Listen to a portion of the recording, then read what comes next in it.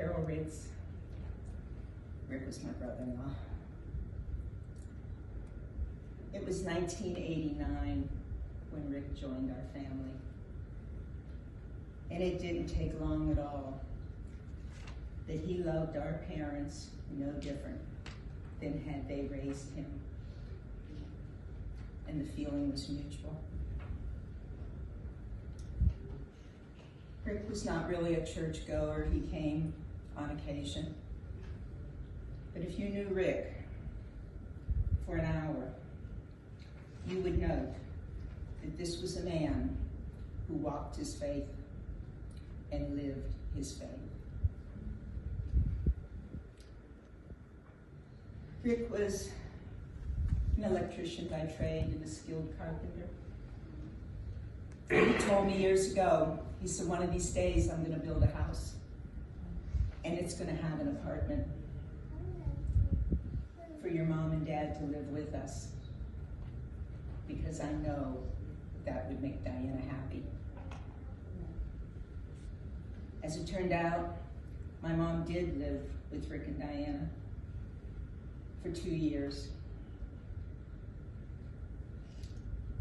And after she passed, Rick said his only regret was that she didn't come sooner and stay longer.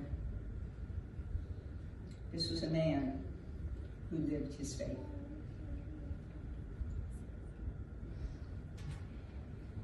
Before moving to Florida, I made the trip from Ohio for over 30 years. I'd fly or drive. And one day, as I was pulling out of his driveway to drive to Ohio, Rick came out of the garage with a box of cleaning supplies, paper towels, sprays.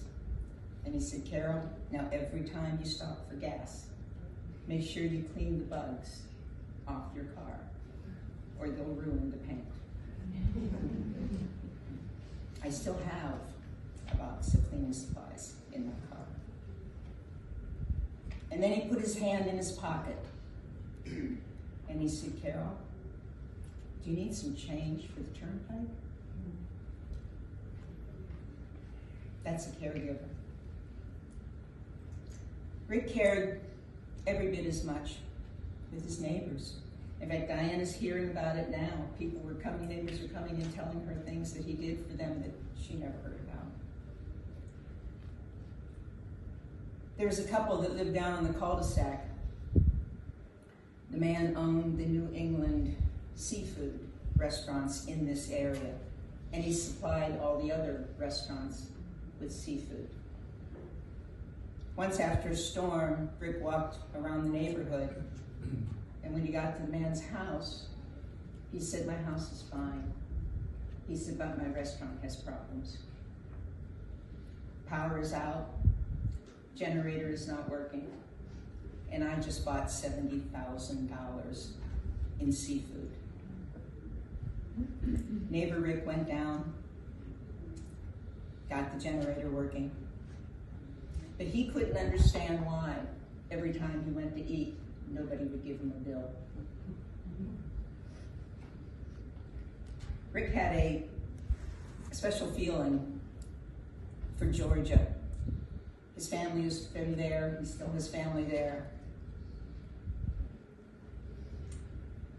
And he didn't mind being called country or even redneck. Once I was sitting around their kitchen table eating. Their youngest, Richard, was very little, about 7 years old.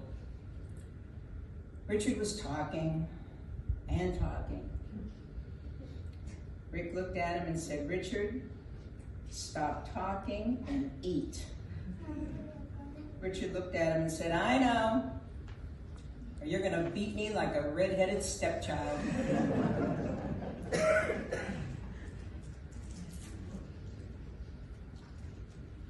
Rick was a fun father, but he was tough. He was tough on all four of the kids. Dan, Bonnie Lynn, Brittany, and Richard. They all got the message You are to toe the line. You are to be kind to your mother, and you're to be a hard worker. And thank God, he lived long enough to be so proud of his young adults. Rick left us a legacy, and that is always be good to others and be a caregiver. And most important, walk and live in your faith.